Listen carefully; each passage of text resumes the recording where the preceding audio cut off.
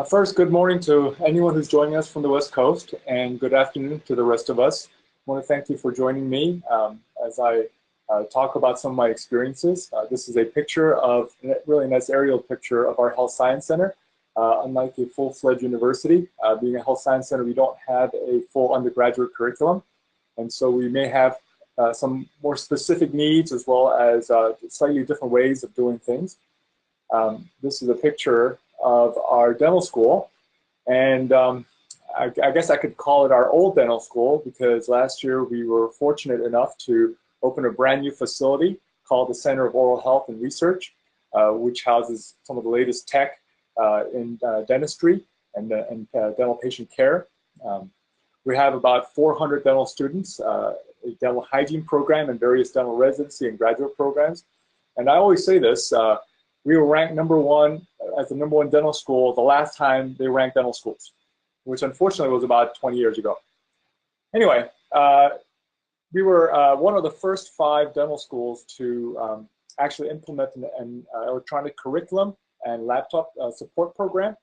And so in a sense, we tried to be innovative and progressive. However, the other reality is that our average age of the faculty here is about 55. So there's always a conflict or a tension between innovation and progressiveness, and also a fear of technology, or sometimes a little slower adaptation of new technology. Anyway, in 2013, I'm sure all of you can recognize what that is. We were still using vScantron. However, with the ailing equipment that we had, high cost of replacement parts, and with rounds of budget cuts due to the recession in previous years, we had to close the Scantron support facility, and that prompted our dental school to explore electronic testing. Now, initially, Blackboard with Respondus lockdown browser was our logical choice, since Blackboard was our LMS at that time. However, we had some experience with this and found it not to be kind of lacking for our situation, because only at that time, only 70 students at a time could use it, and each class was over 100 in our school. And on top of that, we had some issues with security, and where we, in fact, one of our students, I don't know why he did it, but he went ahead and programmed it so that his computer would catch an image of the screen while he was taking an exam at certain intervals, and he told us about it. So it wasn't any kind of academic misconduct, but he wanted to show us that it was not very secure. So because of that, we looked elsewhere and found that our nursing and medical schools were using a different program. And so the administration at the School of Dentistry decided to move over to ExamSoft with a 1-year transition. And we started off with 2 ExamSoft webinars and help from some of the faculty and staff from the School of Nursing and the Office of Blended Learning. And that's kind of how we got our start. For me, I got my start with ExamSoft because being one of only 2 practicing engineers at our Health Science Center in the faculty, I was actually the first to try using it in my class. I gave several extra credit quizzes and 2 exams with it. And I made all the mistakes that you can ever make. And as such, I was asked to join an ad hoc soft test implementation committee. And that led me to leading our first training session at our faculty development day. And then I was asked to help faculty and staff during the transition period. However, as time went by, it was felt that an official ExamSoft go-to person was needed. And I had the privilege of having the second berth at my institution. Some of the key results since we implemented ExamSoft was, as time went by, there was a slowly decreasing of student and faculty anxiety. Support staff became more and more involved in helping faculty with this. With ExamSoft, we've developed the best practices and exam policy that's constantly being updated as needed. There's been an increase in the understanding and control of academic misconduct, because obviously this is a different situation from a paper-based exam. And there's been an increase in the understanding of the assessment as an educational tool rather than just an evaluation tool. And especially things with analytics really help with that. And also we've been using analytics for various institutional reporting. So today, what I'd like to do is share from my experiences in implementing this and share my top 10 must-dos or strong recommendations for implementing a new assessment process such as ExamSoft. So number one, the first thing that should be done is to form an ExamSoft implementation team. And this is, I can't overemphasize this. We started off without such a team. We just kind of thought, well, it's the same. It's just doing multiple choice on a computer, and we kind of asked some faculty from other schools to kind of help a little bit, but there was no formal team in place until much later. I think the transition would have been much smoother if this had been done. So this dream team should consist of a faculty point person, somebody who is tech savvy. And I can't overemphasize the importance of this person being a faculty member, simply because of the focus that we have. And I'll talk a little bit more about this. But this, I really believe, needs to be an official position and not just a volunteer position. I've noticed that when I was kind of just a volunteer, people were hesitant in asking for help because they realized that I have other things to do. But once I became the point person, they felt more comfortable asking for help, and I think that kind of helps a lot as well. And the other thing is, being an official point person, everybody knew whom to ask if they had problems and who to go to. So it kind of helped a lot. And then, as far as calming the nerves of the students, they realize that there is somebody, one of their faculty members, whom they know would be the person that they could go to. So it made things very smooth. The rest of the team now then should consist of people from either your educational resources department, or in our case, it was the Office of Blended Learning, or whatever else you would call people who are there to help you with such things, and in developing your curriculum and things like that. And making sure that an assessment expert be within your team as well, because this is about assessments. And as if the implementation is successful, there are actually many things you could do to improve your assessment, improve the teaching through these kinds of assessments. So definitely, I strongly recommend an assessment expert there. And finally, of course, the laptop IT or IT support people. This is electronic testing. It is on a computer. It is on laptops. And so because of that, computer issues is always going to be there. And so having people from laptop support services or IT support services, people from telecommunication, because if you use Wi-Fi, that's going to be another aspect of it that you would need to talk with people constantly if there are any problems that are arising. So this would be the dream team that would be wonderful to have. And every one of these people will play a critical role in the success of your implementation. The next thing is to have this team trained properly first. As I said, I stumbled into this role by making a lot of mistakes, but I hope that's not the way you try to do it. Obviously, you can save a lot of heartache and save a lot of time as well. If I were fully trained before I tried this, or if before I became a point person, that would have been wonderful. But as I said, we started with 2 webinars. Our initial came from faculty from a different school, but it was just not easy the help was not really that easy to access. And since they were not, it was just more difficult. It was also difficult to motivate faculty to start on this immediately through just 2 webinars. I mean, training on new software is not very easy via webinars, especially if the faculty is older. And we can see that, we can see what it can do for us, but we just need time to try this and try that over and over again to really get familiar with software.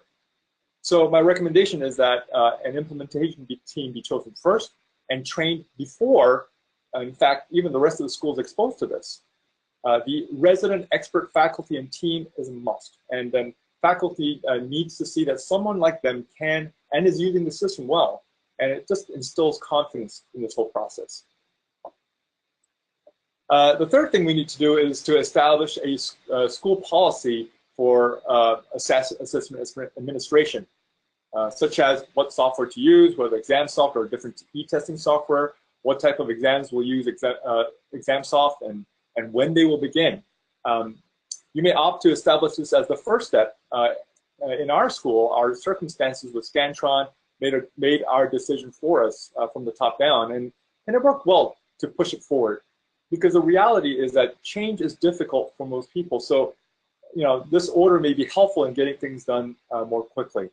And this is what happened in my school. And there were moans and groans, but once the transition period was over, everyone had found a way to deal with it. And furthermore, if you have a well-trained implementation committee set up before this, including a faculty point person, and they can vouch for the software as well as the support they will give, it will greatly enhance the acceptance of it. So, as far as establishing school policy for assessment administration is concerned, I'm kind of thinking of something like this. I'm just kidding. But if I lived in an ideal world, I would even add this to get that monster started with, because we obviously have preclinical and clinical assessments, and more on this later. But this is another whole area that needs to be developed. However, one of the other things that is needed in the exam policy is to use competencies and learning outcomes and learning objectives in the categories right from the beginning. You need to have a policy of that, and it has to be a must. And otherwise, the school needs to do its part and add the competencies there first, and then all teaching faculty should be required to add their learning objectives or learning outcomes into the categories of ExamSoft. And the last part of the policy then needs to require course directors to link each and every question to the learning objectives and competencies. And I can't emphasize this enough. Doing this retroactively is possible, but highly improbable.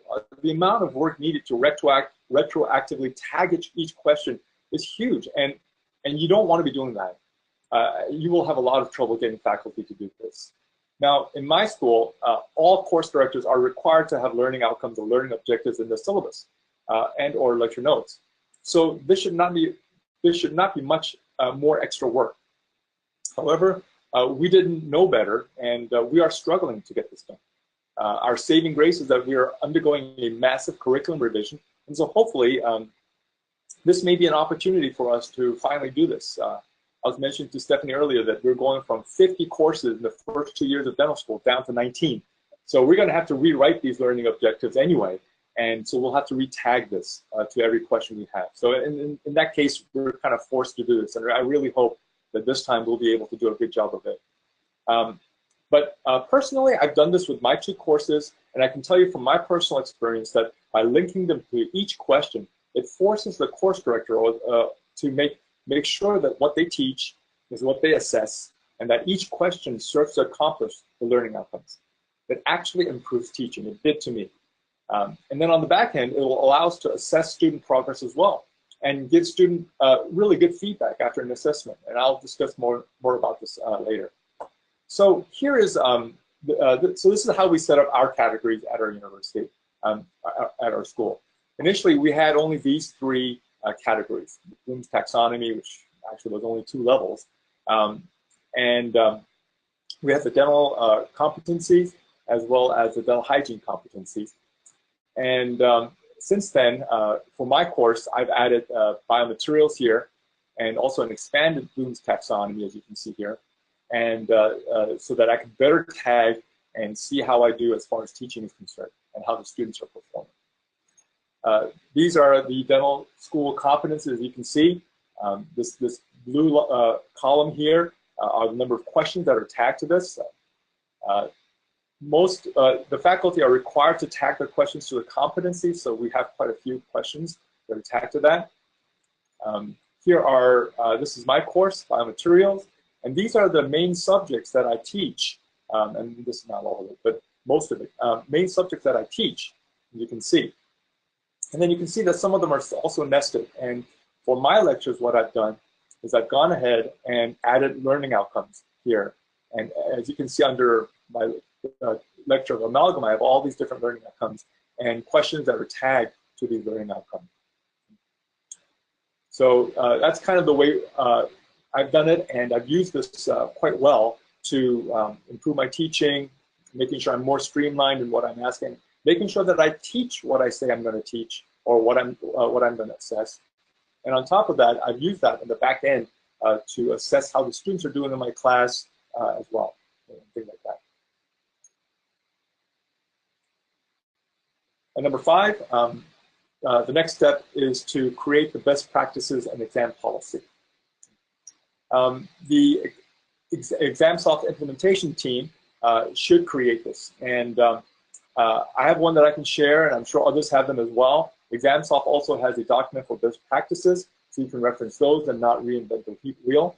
But this is crucial because it reminds faculty on what to do, whether it's while creating an exam or during the exam, because we don't give exams, most people don't give exams every week. I give a quiz in every one of my classes, so I'm familiar with it, I'm constantly using it, so I don't have to refer to it, but most of the faculty do not do that. And because of that, such best practices are important, and also it needs to be constantly updated depending on the situation that you have. Now in this document, the procedure in administering the assessment is needed, as well as tips and pointers to the faculty and student is needed as well. What they're supposed to do during an exam. And finally, tips to prevent academic misconduct is needed, since this is a different method of assessment. So there are different ways to cheat. So as far as academic misconduct is concerned, for example, yes, there are randomized question and answers, and those help a lot as far as reducing cheating. However, there are other ways that students have been kind of cheating. One is delaying the start of the exam. They realize that now they actually have a full, if it's a 45-minute exam, full 45 minutes, regardless of when they start. So some of the students will delay the start of the exam. Also, they've requested a worksheet so they can write. And so because of that, one thing that we found happen is that they were copying down notes from their computer onto the worksheet before starting the exam. And we didn't know that. So now we only hand out the worksheet after we verify that each student has started the exam. Then, in the beginning when I was doing quizzes, I was doing secure review with the students. And it turned out, because the quizzes were short, that some of the students would finish the quiz, see their score, see the review, and then text the right answer to other students who started later. So there are many different ways of, ways to cheat, and they're obviously very different from the way they would do it if it was a paper-based exam. Okay? On top of that, even copying from other people's screens will happen, because the screens are now standing up, and using privacy screens will help, obviously, but also trying to keep the answer phrases or sentences to a similar length will help prevent cheating, because if the correct answer is much longer than the others or much shorter, well, that'll tip off the person behind a student as to what the correct answer is. So, these are just examples of things that we had to come across, and we had to make policies for and best practices for our faculty and for our students. Next, number 6, only after all of this do I actually recommend that the official announcement be made, and to the faculty or to the school, and to conduct faculty training workshops. And one suggestion is to do this at the end of the academic year, so faculty can get up to speed over the summer and use it in the fall. But regardless, it is important that the implementation team members are experts at this by now. Nothing is more discouraging than having people up front who don't really know what they're doing or what needs to be done try to teach this. In our situation, we had people who were not very experienced with ExamSoft trying to teach this, and it didn't go very well. And so just having people who know what they're doing is really important. If the team is well trained, it will instill confidence in the faculty that they will be well supported. Now, I want to emphasize that the faculty needs to be trained before others. Before the staff, before the students. Because what I saw was that when staff was involved early, many of the faculty did not bother to learn how to use this, and they kind of proceeded to dump the work on them. I mean, that's up to them, but the problem with this is that there are many advantages to having faculty be heavily involved in the use of ExamSoft rather than the staff. Sure, staff can help, but faculty really needs to know how to use it and what it is capable of.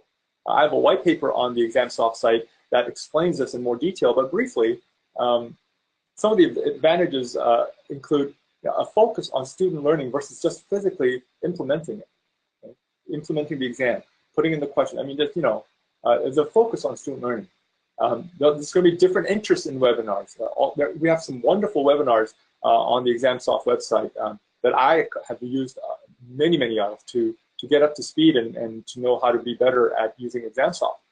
But some webinars have to do with how to do things, but there are many webinars having to do with scholarly activity, like what can you use ExamSoft for? How can you use it to better assess students? How can you use it to better improve your teaching?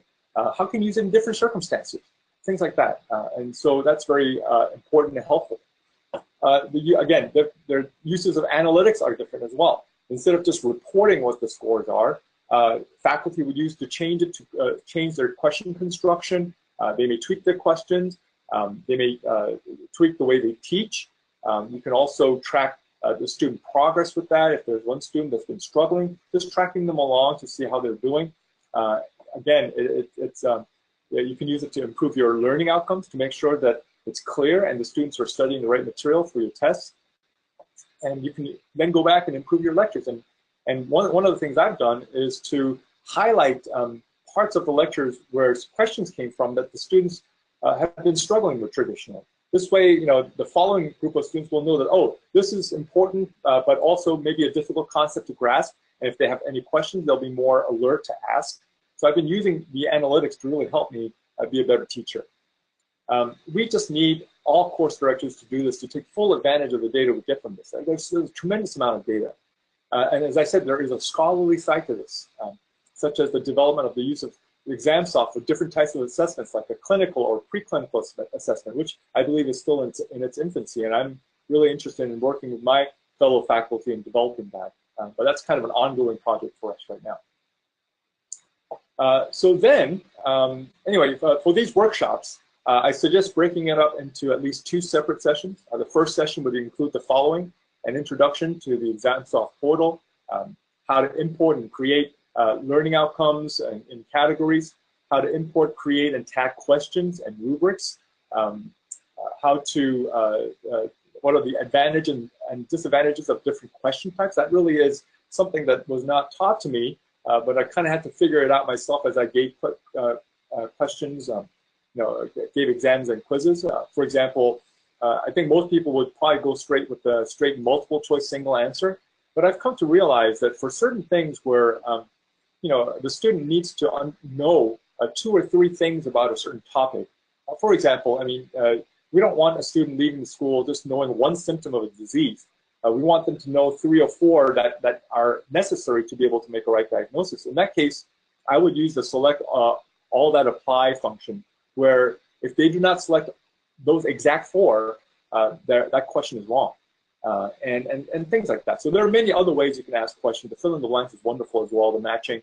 And understanding the advantages and disadvantages of these different question types really will enhance your assessment of how much the students really know. The fill in the select all that apply function and question type really gets at exactly what the students know. And it's really been helpful for me. Now, if there is a little bit more time, this would be an excellent time to train the faculty on how to write good learning outcomes or objectives and questions. And here is where your assessment expert will come in and teach the faculty to do. In the second session, can include these. First would be how to create an assessment. Also, the exam policy that you have in place and the best practices. And it would be wonderful to actually take a mock test at that point, where you have the faculty go out and basically be the students and starting off from entering the exam room, where you're supposed to put the bags, all of that, turning off the cell phone so it doesn't interfere with the Wi-Fi. I mean, little things like that are things that would really help if you did a mock run. And then you can go and also talk about data analysis, how to adjust scores, as well as creating reports for students and giving them feedback. And finally, computer troubleshooting during an exam. It's just helpful to to know how to do some basic troubleshooting, because you will come across computer issues when you administer an exam. And it may not be major issues, but still, it's important to understand this. The next step, number 7, would be to motivate the faculty. The first motivation is reassuring them that they will have great support from your point person and the implementation team. I can't overemphasize that. The second set of emotions have to do with how it will improve our teaching. For example, the use of different question types will help improve our assessments. Again, I just talked about that. Immediate grading. We don't have to go to the Scantron facility, give them the Scantrons, get that and wait a day or two. And if you have to adjust the grading, then then you have to wait a few more days. Now everything is very, very quick. So that's a great motivation. Number 3, very quick and easy grade adjustments. I just talked about that. Then there's a feedback function for questions and challenges that students can put into their soft test, and those you can access those when you're looking at your exam or grading the exam, and they don't have to come to you and try to remember what they were going to ask you for or how they were going to challenge certain questions. You get all of that together, and it's a great system. Then you also have immediate release of scores that you could use. And for me, I always use that because, and the students realize that, adjustments will be made, but they want to see that. And what it has done for me is that it has increased the number of students who come visit me after an exam. A lot of times, it takes a long time before students get their grades back, and by that time they've kind of forgotten. But by seeing these immediate scores, they have a feel for how they did on the exam. And if the scores are very different, a lot of times they'll come to talk to you. And I use this as a teaching moment to sit down and go through the questions they got wrong and be able to reteach certain things that they might have missed. And so I found this to be very, very helpful. And then also you can release the student report linked to learning objectives instead of questions. I know that a lot of professors, a lot of faculty hesitate releasing exams because sometimes they want to recycle some of the questions, which is fine.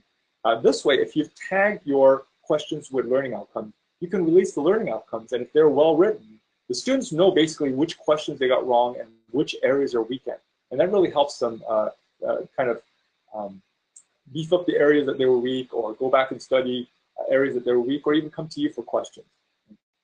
So this is an example of the feedback that you can give the students. So in this case, what you'll see here is the competencies that we've tagged, or that I've tagged my questions to.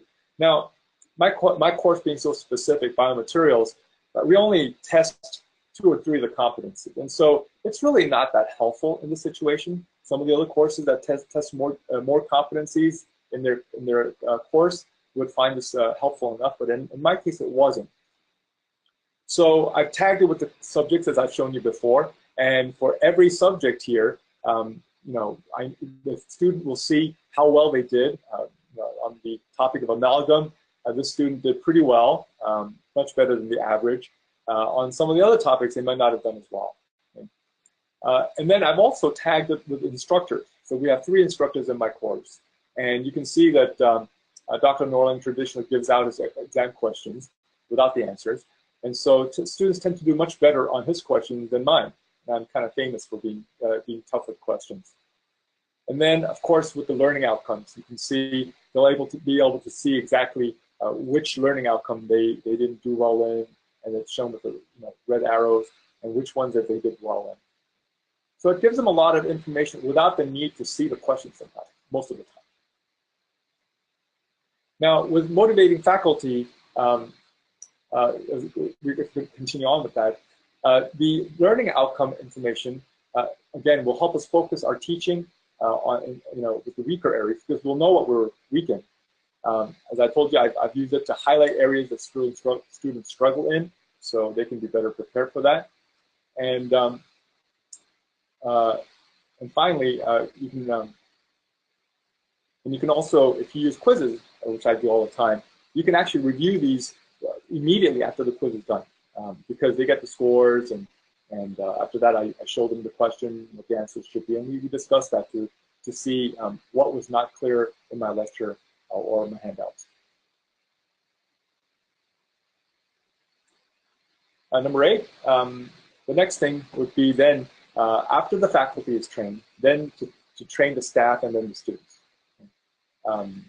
The staff training can follow the same agenda as the faculty, and the students really only need one session to orient them. And the things to cover include orientation around their ExamSoft portal, which is kind of minimal compared to the faculty. Basically, they go there to check their grades and get the reports, and to upload exams if it were not uploaded properly first time. Teaching them on how to download exams, the exam procedure. This would include their exam policy, their part of the exam policy. How to take an exam using SoftTest, the functions in SoftTest once they get in, all the different functions that are available, calculator, highlighting, spell check, things like that. How to upload exams, making sure that they go all the way to the green check mark, and you can't overemphasize that. But also a little bit of troubleshooting so they can do it on their own. What happens if it takes too long for the exam to start, or if it looks like the computer hangs when trying to start SoftTest, or what happens when they can't reconnect to the internet when they're trying to upload their exams after the exam is over, things like that. And then finally, how they can check for their grades and how to read these reports and what these learning outcomes there and those scores mean.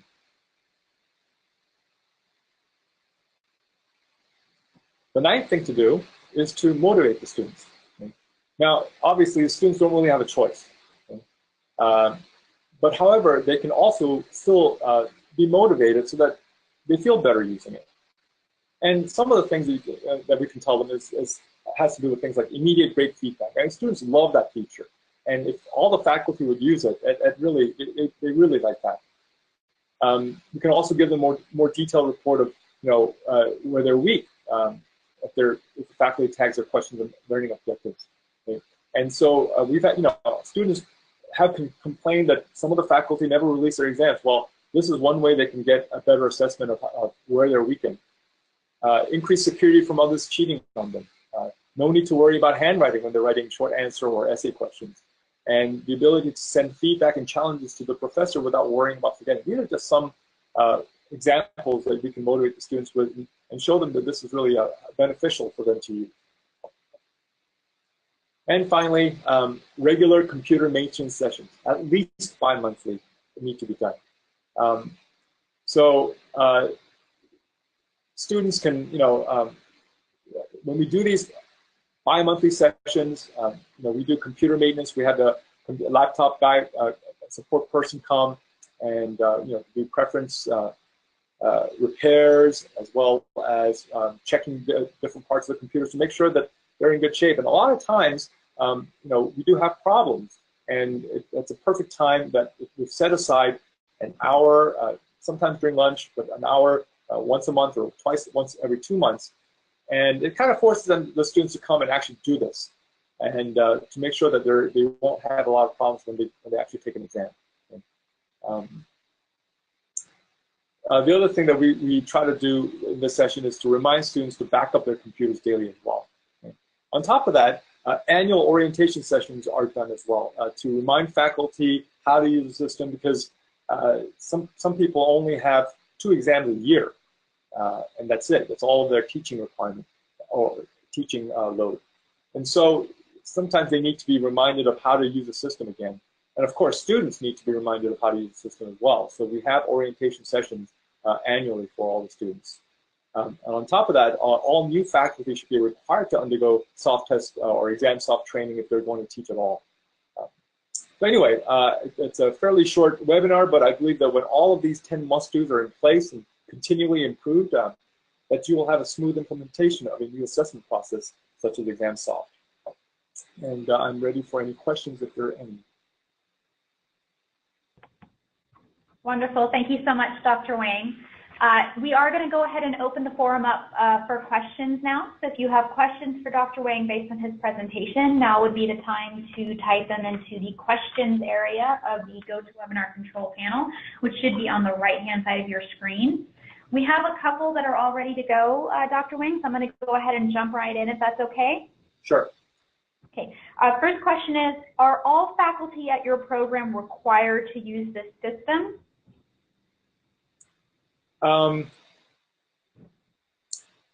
I will say that they are very strongly urged to use the system. Now, there are certain situations where they won't. So sometimes some of the faculty will prefer to do a paper exam for essay exams, essay-based exams. I do not know of anybody who is not using ExamSoft now for didactic courses.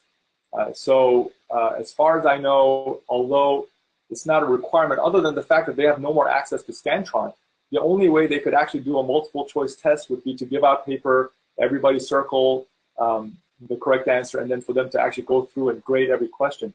And we do not have anybody do that. So while not required, very strongly urged, I don't think there's any other choice. Okay, thank you. Next question is there a certain amount of members that you would recommend for the implementation team? Right, so it doesn't have to be a large number. As I said, the main ingredients or the star players, we need to have the point person. Again, strongly recommend to be a faculty, somebody from educational resources, assessment expert, and an IT person. So minimum of 4 would be much preferable. I know that some schools may not have access to an assessment specialist, so in that case maybe 3. But that would be my minimum. Okay, thank you. Next question is, for the learning objectives, can you elaborate on what your process is for approval of learning objectives? Do the faculty change their own learning outcomes in ExamSoft, for example? Is the curriculum committee fed this information? Yes, so that's a very good question. And I have to first say that we have not done a good job of this yet. But so some of the other webinars that I have watched through the ExamSoft website deal with that issue, and I really personally like the idea of having an assessment committee or the curriculum committee go through this. The only problem is it's going to be so much work. The practicality of that can be daunting a little bit. But at our institution, we do not have that. And as I said, I personally have my course, with my learning objectives and all that on there. And since I have been kind of advertising this or trying to promote this to the faculty, we have 2 other courses that they've done. But in general, the learning objectives are entered by the course director, and the course director has control of their learning objective. Now, what I have done with my categories is that I've made those subjects, so the class biomaterials as well as the different materials that I teach, those have been made available to other course directors whom I've already trained to put in learning objectives and categories and things like that. Those people have access to those as well, so they can cross-tag. But as far as their individual learning objectives, they're the ones in charge of it. They put it in, they can change it any way they want. But only they will have access to it unless they request other people be given access like I did. Okay, this is a little bit of a follow-up question to that last answer. But the question is, you're saying every faculty member at your facility has access to this. Are each responsible for their own grading, or is there a central assessment center that handles the student grades? What if more than one faculty are teaching in a course? How are their grades used? So currently, the way it works is, every faculty does not have access to this. If I said that, I misspoke. I apologize for that. Every course director has access to this. And they have access to only their questions and their courses. I have access to everyone's because of my position and what I do. But they only have access to their own course. And unless the course director specifically requests that other lecturers be given access to the questions and grading and things like that, the course director is the only person given that kind of permission. Now, with that said, in the case of essays or rubrics in using performance assessments, you can assign graders on top of that. So they're only given access to grade certain parts of the test. You could do that through ExamSoft. So you can give access or temporary access and restricted access that way. All of the access can be controlled by the central administration, and you can limit as much as you want or give as much access as you want to individuals. So it can be tailored that way as well. But back to that answer, it's to every course director. Every course director has access to ExamSoft. Great, thank you. The next question is, how specifically in ExamSoft does an instructor release learning outcomes instead of questions after an exam? I think you called it strengths and improvements or opportunities. Is this when you input the questions? I'm sorry, could you please repeat that, please? Yeah, I think the attendee is asking specifically how you release the strengths and opportunities report. What is the process for that after the exam is concluded? Since I don't have my ExamSoft portal open right now, but after you grade everything, you actually can release it, and you can select what parts, what you want to release to the students.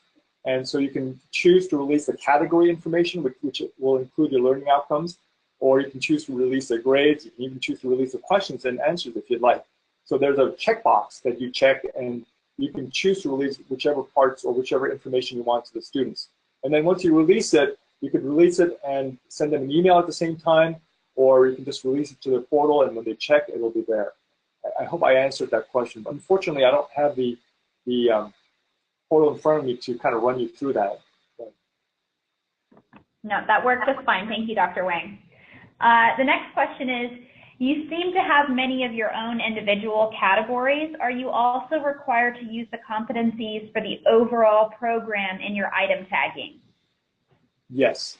So as I said, right now only 3 courses have their individual categories, but we are all required to tag our questions with competencies, yes.